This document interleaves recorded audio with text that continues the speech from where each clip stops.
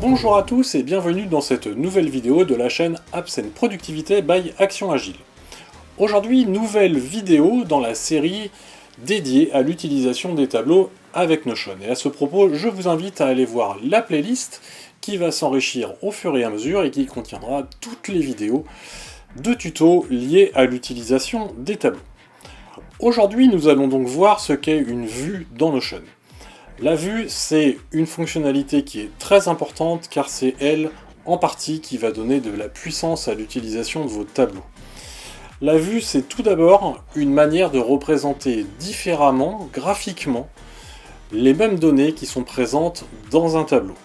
La semaine dernière, sur la première vidéo, nous avions vu comment créer un tableau. Et donc ce tableau était une table avec des colonnes et des lignes, mais vous allez voir qu'il est possible de représenter ces mêmes données de manière différente, à l'intérieur d'un calendrier, à l'intérieur d'un planning, à l'intérieur d'une galerie, bref, plusieurs représentations graphiques possibles.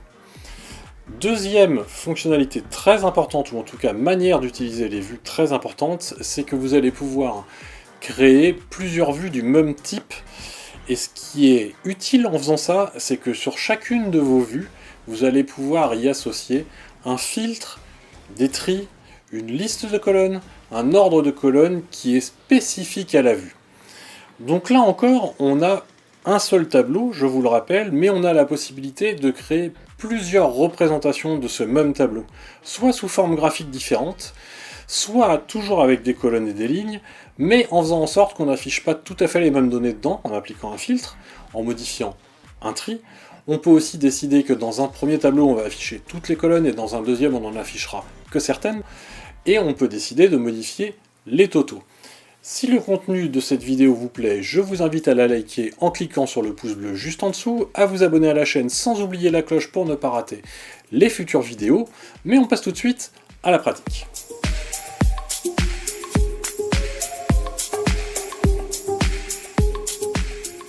Depuis la dernière vidéo que nous avons fait sur les tableaux, sur la manière de les créer, j'ai simplement rajouté quelques lignes que vous voyez là à l'écran, histoire qu'on ait un peu plus de contenu pour pouvoir faire la vidéo d'aujourd'hui. Donc aujourd'hui on va parler des vues, et l'idée c'est de savoir à quoi ça sert une vue. Une vue c'est tout simple, ça va vous permettre d'afficher un tableau de manière différente. Et vous avez plusieurs façons de l'afficher, que vous pouvez voir ici en cliquant sur Add View. Vous avez l'affichage de type table, comme on le voit sur la droite, là c'est ce qu'on utilise en ce moment comme type d'affichage. On peut également afficher notre tableau sous la forme d'un board, c'est-à-dire avec des colonnes, mais dans les colonnes on va retrouver des encadrés qui pourront contenir la liste des champs qu'on va souhaiter avoir, on verra ça juste après. Vous pouvez créer une timeline, ce qui est en fait un planning, qu'on verra également. Vous pouvez créer un affichage de type calendrier, dans lequel vous allez retrouver toutes vos lignes, mais qui vont être réparties dans le temps. Vous pouvez faire un affichage liste, qui est en fait un affichage qui n'a pas de colonne, qui va contenir le nom de chacune des lignes, et vous pouvez aussi afficher quelques propriétés sur la droite. Et vous pouvez faire un affichage de type galerie, dans lequel on affichera soit des grands carrés avec une image à l'intérieur, soit la prévisualisation de ce qui est sur votre ligne, mais c'est ce qu'on va regarder juste après dans la vidéo. Ce qu'il faut bien comprendre dans les vues, c'est que, comme son nom l'indique, on ne fait en fait que changer l'affichage, mais le contenu du tableau reste le même. Donc là, ici, j'ai créé 8 lignes à l'intérieur de mon système pour gérer mes dépenses. Ces 8 lignes, c'est les mêmes qui apparaîtront dans mes différentes vues.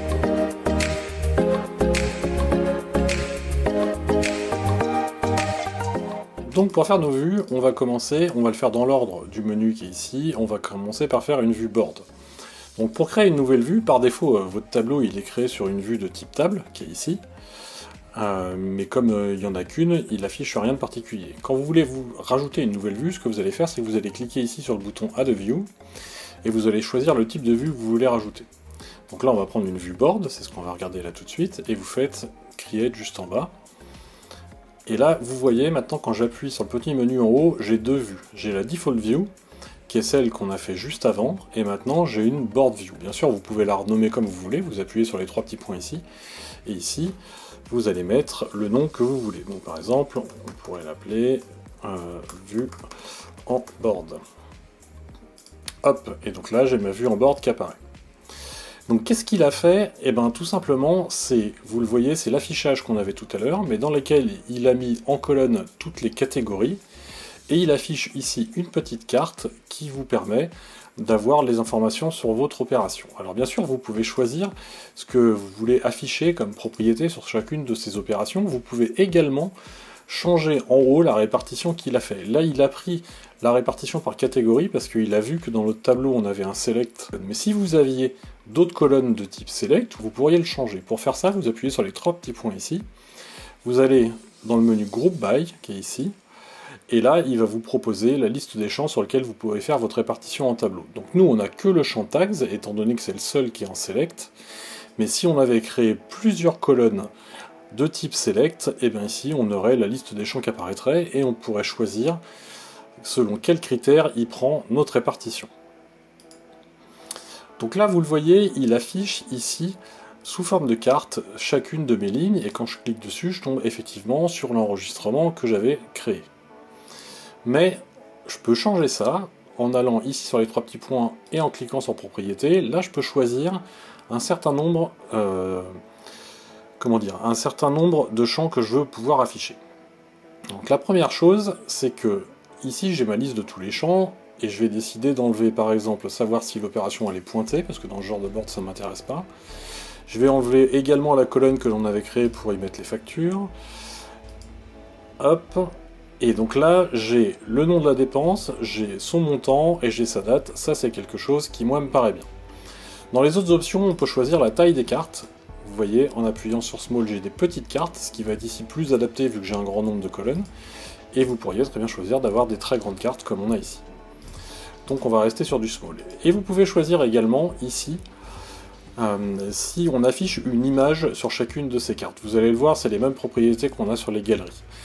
Donc ça me permettrait par exemple de mettre une image en haut de la carte qui serait représentative de toutes mes dépenses. Alors les images en question, vous pouvez aller les chercher soit dans le page cover, donc le page cover pour mémoire, c'est ce qu'on trouve ici en ajoutant une couverture. Donc là je vais prendre la couverture par défaut de Notion et je vais aller modifier ça en disant je veux voir le page cover, et là vous voyez sur ma dépense McDo, il m'affiche effectivement l'image qu'on a mis en couverture tout à l'heure. Mais je pourrais aussi choisir soit d'afficher le page content, donc le page content ça va être la description qu'on va trouver ici, déjeuner au McDo avec XXX, hop, et là vous voyez il m'affiche un résumé du début du contenu de ma note. Autre possibilité, vous pouvez choisir de prendre un champ. Donc là, ça serait le champ facture, c'est pas très adapté, mais vous pourriez très bien rajouter un champ avec une image donnée et lui dire c'est dans ce champ-là qu'on va chercher l'image qui s'affiche sur les cartes. Alors nous, pour ce qui nous intéresse, on va pas prendre de carte preview, ça sert à rien. Ce qui est intéressant dans ce genre de vue, et là on a fait quelque chose qui correspond à des dépenses sur vos comptes, mais vous pourriez évidemment le faire sur des projets ou sur plein d'autres choses, c'est que je peux prendre n'importe quelle carte et je peux la faire glisser dans une autre colonne et il va en changer l'affectation. Donc là vous voyez, il m'a changé mon tag, il l'a mis en logement parce que j'ai fait un drag and drop. Donc je vais la remettre ici. Donc ça typiquement c'est des vues qui sont très pratiques pour les gens qui travaillent en agile pour faire des vues en board, mais ça peut être aussi une façon différente d'afficher vos données, vous permettant de faire du drag and drop un peu comme vous voulez. Enfin, une dernière chose, c'est que ici, quand vous cliquez sur les trois petits points, vous avez la possibilité de masquer des colonnes. Donc là, comme tout est bien rangé, je peux très bien décider que je masque mes colonnes. Et dans ce cas-là, il va me rajouter ici une dernière colonne avec la liste des colonnes masquées. Si je retape dessus, je vais voir que dans No Tags, j'ai rien du tout. Et ici, je pourrais choisir de la réafficher, donc il me l'a mis ici. Un autre point important, c'est que je peux déplacer mes colonnes. Si les cadeaux, je préfère les voir avant la voiture, et ben je clique dessus, je le glisse, et hop, il le remet au bon endroit. Je peux également choisir de rajouter un groupe, donc ça, ce que ça va faire tout simplement, c'est que ça va me rajouter une colonne. Donc je pourrais très bien décider de me créer une catégorie sortie par exemple, et hop, il m'a créé une nouvelle sélection qui serait une catégorie sortie. Ici je pourrais créer ma colonne, barre, le dernier métro. Petit clin d'œil à ceux qui se reconnaîtront. Et en faisant ça, eh ben, j'ai une nouvelle dépense qui a été créée et qui est affectée à la catégorie sortie. Et du coup, si on retourne dans la vue par défaut qui est en tableau, je retrouve bien ici ma ligne qui est vers le dernier métro en catégorie sortie. Donc on voit bien que c'est effectivement les mêmes données qui sont affichées des deux côtés. Simplement, le mode d'affichage, lui, est différent.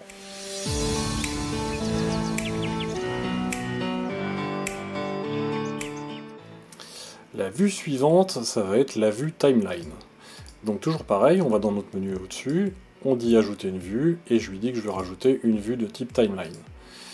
Donc là, on la crée, et alors vous voyez, ce qu'il va faire, c'est qu'il va me faire un petit planning. Donc ce qu'il a fait, c'est qu'il a repris toutes les données de mon tableau précédent, il a vu qu'à l'intérieur il y avait une date, et du coup, il va répartir chacune de ces lignes sur les dates données. Alors là, il se trouve que cette vue, elle n'est pas forcément très adaptée à ce qu'on cherche à faire, ça c'est plutôt intéressant pour faire de la gestion de projet. Et donc, je vais basculer sur ce que j'ai présenté dans une vidéo précédente autour des to-do. Comme ça, vous allez pouvoir voir réellement, dans un cas de gestion de projet, à quoi ça peut servir. Donc là, j'ai basculé sur une timeline que j'avais créée pour une vidéo précédente, qui était la vidéo autour de la création de to-do list à l'intérieur de Notion, et que je vous invite bien sûr à aller regarder, et donc qui contient des données réelles pour un projet que j'ai d'achat de véhicules électriques. Donc là, ce qui se passe, c'est que dans ma base de données, enfin dans mon tableau, j'ai plusieurs lignes ici, et qui représentent chacune d'entre elles une tâche que j'ai à faire. Et sur ces lignes, j'ai une date de début et une date de fin. On va aller regarder un peu rapidement à quoi ça ressemble. Donc ça, c'est mon enregistrement sur lequel j'ai des états. Et là, vous voyez ici, j'ai mis une date avec une date de début qui va jusqu'à une date de fin. Ça, je vous l'ai montré dans la vidéo précédente. Et ça, c'est ce qui est représenté ici. C'est-à-dire que là, vous l'avez vu, moi, sur ma première tâche, je vais du 1er juillet au 31 juillet. Et donc, c'est bien ce qu'il affiche. Il affiche une grande barre ici qui va du 1er juillet au 31 juillet. Et alors, vous avez remarqué, quand je vais sur le bord ici de ma tâche, j'ai un petit trait qui apparaît parce que je peux le faire glisser. Et en haut, il me l'affiche. Je peux faire décider, par exemple, de faire démarrer cette tâche-là au 15 juin. Alors, comment ça marche? C'est tout simple, hein, c'est pareil, c'est qu'il va venir ici modifier ce qu'il y a à l'intérieur de mon workon. Alors, la date qui est choisie pour faire l'affichage graphique ici, de la même manière que sur le board tout à l'heure, vous pouvez choisir de la modifier, en allant ici sur le menu Timeline By. Quand vous cliquez là, Notion il va vous proposer tous les champs de type date qui sont à l'intérieur de votre tableau, et vous pourrez choisir d'afficher l'une de ces trois dates à l'intérieur de la timeline. Donc par exemple, si je prends une due date, il m'affiche en l'occurrence pas grand chose parce que soit elles sont pas renseignées, soit c'est une date unitaire, donc c'est pas forcément ce qu'il faut faire dans notre cas là. On a bien le workon qui lui a un intérêt, mais ça vous permettrait, en fonction de ce que vous voulez afficher, d'utiliser plusieurs dates. Un autre point important, qui est une option qui a été ajoutée récemment sur Notion, et pour tout vous dire, je l'avais encore jamais vu, je l'ai découverte en faisant la vidéo pour vous, c'est que vous pouvez choisir ici, sur les dates, de lui dire, j'ai un champ, enfin une colonne pour la date de début, puis j'ai aussi une colonne pour la date de fin, plutôt que de devoir utiliser un champ date qui contient les deux. Parce qu'effectivement, dans certains cas, on peut préférer faire deux champs, un champ avec la date de début et un champ avec la date de fin. Mais ça, c'est vachement bien parce que du coup, ça vous permet d'utiliser les deux modèles selon ce que vous utilisez. Donc moi, dans mon cas, j'ai pas de date de début et de fin séparée, donc je vais rester comme ça sur le workon.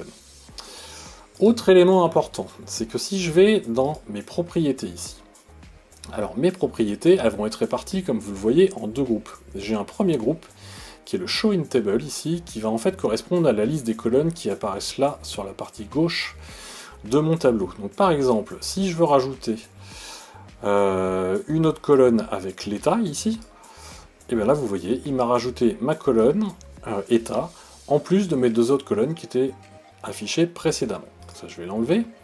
Et vous avez un deuxième groupe en dessous qui est le Show in Timeline. Et ça, il va décider ce qu'il affiche ici dans la représentation graphique. Donc moi dans mon cas j'affiche le nom de la tâche, ce qu'on voit ici, faire le prévisionnel budgétaire, qui est répété ici.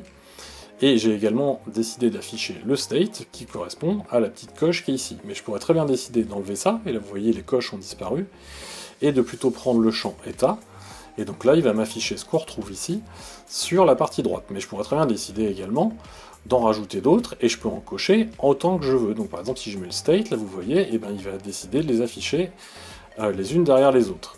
Un élément important que je ne vous ai pas précisé d'ailleurs, c'est que si l'ordre dans lequel ça apparaît ne vous plaît pas, ici vous cliquez sur les 6 petits points et vous pouvez déplacer l'ordre. Et là vous voyez, j'ai mis état avant state, donc du coup il m'affiche mon champ état avant le champ state.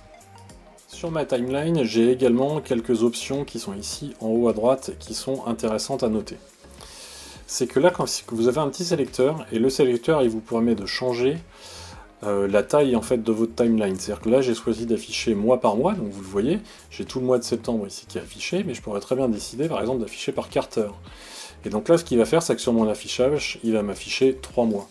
Je peux décider d'afficher une année complète. Et donc là je vais voir toute une année qui démarre ici de janvier 2021 et qui va aller ensuite avec une vue comme ça par mois, et qui est beaucoup plus grosse, donc ça pour les très gros projets par exemple qui s'étalent sur plusieurs mois, ça peut être intéressant. Ça du coup c'est sympa parce que ça vous permet d'afficher réellement à la taille qui vous intéresse tout ce que vous voulez. Donc là vous voyez j'ai pris un affichage sur 2 semaines, donc effectivement je vois bien 2 semaines dans mon tableau, et j'ai chacune de mes dépenses qui est bien répartie.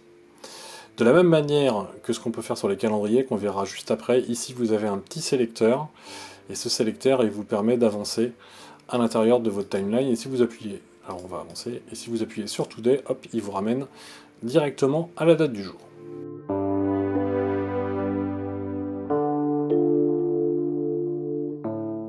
La vue suivante, ça va être la vue de type calendrier.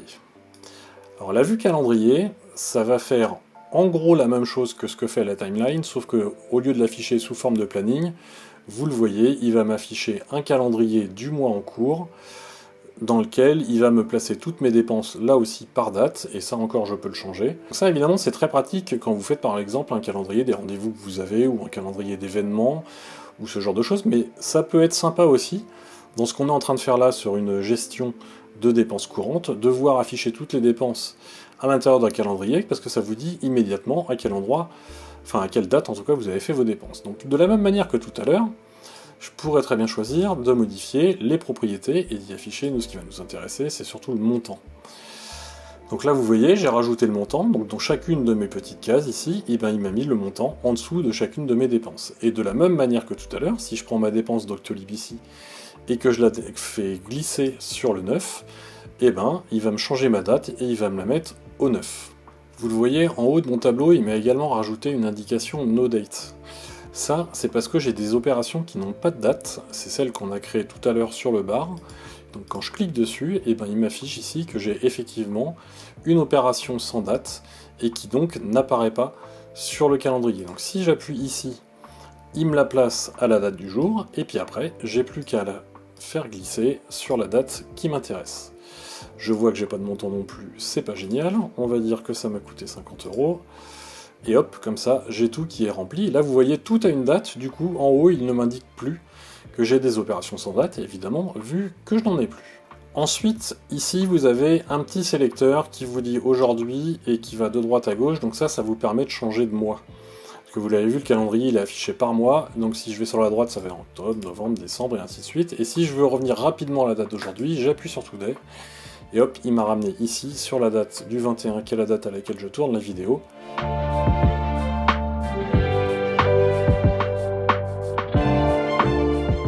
Et enfin, la dernière vue disponible, c'est la vue de type galerie. Donc la vue de type galerie, ça vous fait des grands carrés comme ça, qui ne sont pas ordonnés d'une manière particulière, même si vous pouvez les trier en allant là. Ça ressemble un peu à ce qu'on a vu tout à l'heure sur la vue board, parce que les carrés ici sont construits exactement de la même manière, mais c'est pas classé par colonne comme on l'a vu tout à l'heure. Donc ça peut être très utile par exemple pour afficher une série de photos, ou moi c'est également ce que j'utilise. Si vous allez sur mon site web, qui est ici, et ce que vous voyez là dans la partie blog, c'est une vue galerie sur laquelle j'ai mis toutes les images de mes vidéos ou de mes articles qui sont affichés ici. Mais si on revient dans notre sandbox, donc de la même manière que ce qu'on a vu tout à l'heure sur le board Kanban, vous allez pouvoir faire quelques modifications ici à l'intérieur des propriétés. Et ces modifications, ça va être de la même manière que tout à l'heure, choisir ici la carte preview, donc ce qui va être affiché comme image. Si vous vous rappelez, tout à l'heure on avait rajouté une page cover sur l'opération McDonald's, et donc là on voit bien qu'on a la page cover qui apparaît. Et ça me propose, comme tout à l'heure, d'aller choisir éventuellement dans un champ l'image que je veux utiliser. Donc là, encore une fois, pour nous, c'est pas très utile. Vous avez là aussi la possibilité d'afficher la taille, enfin de choisir la taille de la carte que vous voulez afficher. Donc là, en small, il me met tout en petit. Si je me mets en large, il va me faire plutôt des grands carrés, et ainsi de suite. Et de la même manière que ce qu'on a vu tout à l'heure, on peut aussi choisir d'y rajouter des informations. Donc moi, en l'occurrence, j'aimerais bien avoir la date, les montants et les tags. Et donc là, comme ça, il va me faire des colonnes construites de cette manière-là. Donc ça peut être pratique pour un certain nombre d'affichages, tels que celui qu'on a vu tout à l'heure.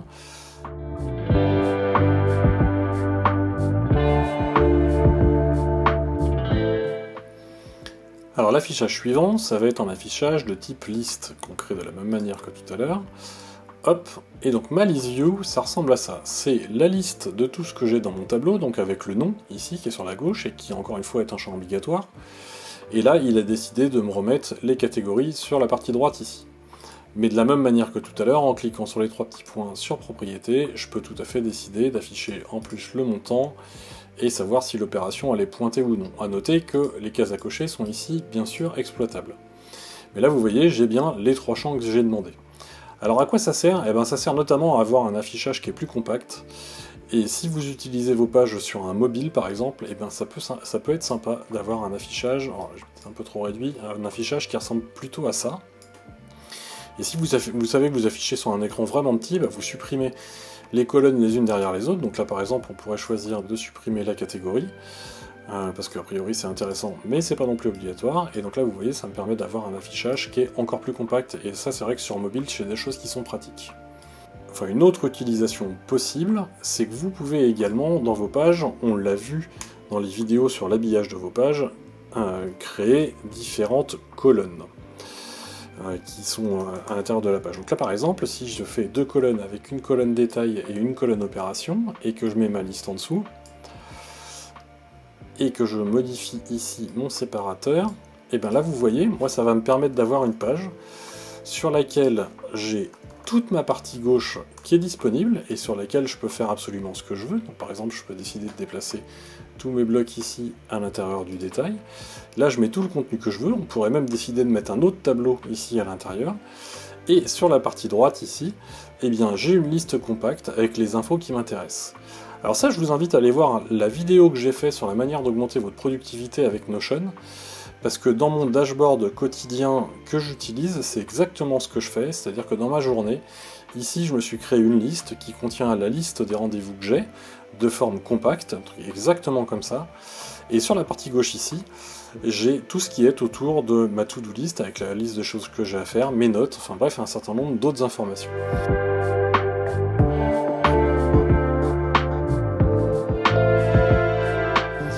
Il y a également une autre fonctionnalité, enfin en tout cas manière d'utiliser les vues, et on en a parlé en introduction, c'est via l'utilisation des filtres, des tris et des listes de propriétés.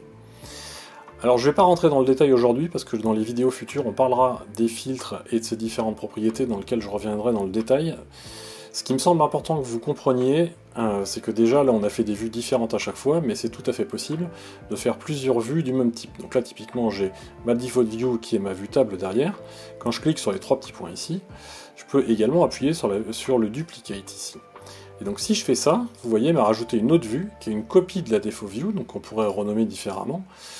Et si je veux avancer dans ce que je suis en train de faire, ça pourrait être par exemple mes dépenses d'alimentation. Donc vu qu'il l'a dupliqué, ce que j'ai là pour l'instant, c'est le même tableau que ce que j'ai ici, que lui on pourrait renommer également. On va le renommer en toutes les dépenses. Donc là vous voyez, j'ai deux vues tableaux, une vue qui s'appelle toutes les dépenses, une vue qui s'appelle dépenses d'alimentation, et puis toutes les vues qu'on a créées tout à l'heure.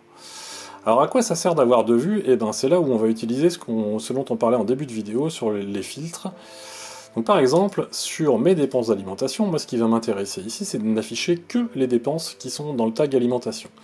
Donc je vais créer un filtre, mais encore une fois, je ne vais pas m'étendre dessus, parce que ça c'est quelque chose que l'on verra dans les futures vidéos, mais le principe va être de dire, je ne veux voir que les opérations qui sont de type alimentation. Et sur ces dépenses-là, ça ne m'intéresse pas de voir les factures, parce que j'en ai pas, ça ne m'intéresse pas de voir le lien, parce que j'en ai pas non plus. Donc là j'ai un tableau dans lequel je vois toutes mes dépenses, mais uniquement celles qui sont sur l'alimentation. Et si je retourne sur mon tableau de départ qui était toutes les dépenses, et bien là j'ai toujours tout. Ça c'est une autre manière d'utiliser les vues, c'est que vous pouvez créer des vues pour avoir un accès rapide à des filtres et des tris, parce que je peux aussi mettre un tri ici, hop, par exemple sur la date, ça semble assez logique. Donc là vous voyez, il m'a classé toutes mes dépenses par date, avec la plus ancienne en première et la plus récente en dernière. Alors que si je retourne dans mon tableau toutes les dépenses, c'est pas le cas, ici c'est pas trié. Pourquoi? Eh bien c'est parce que les tris, comme je vous le disais, et les filtres, et la liste des propriétés, c'est, enfin des colonnes, hein, propriétés et colonnes c'est la même chose, ce sont des choses qui sont rattachées à la vue. Donc selon la vue, je peux mettre tout ça différent. Et vous le voyez bien parce que dans toutes les dépenses, je retrouve ma colonne facture et ma colonne ici avec les liens qui n'apparaissent plus dans mon tableau dépenses d'alimentation.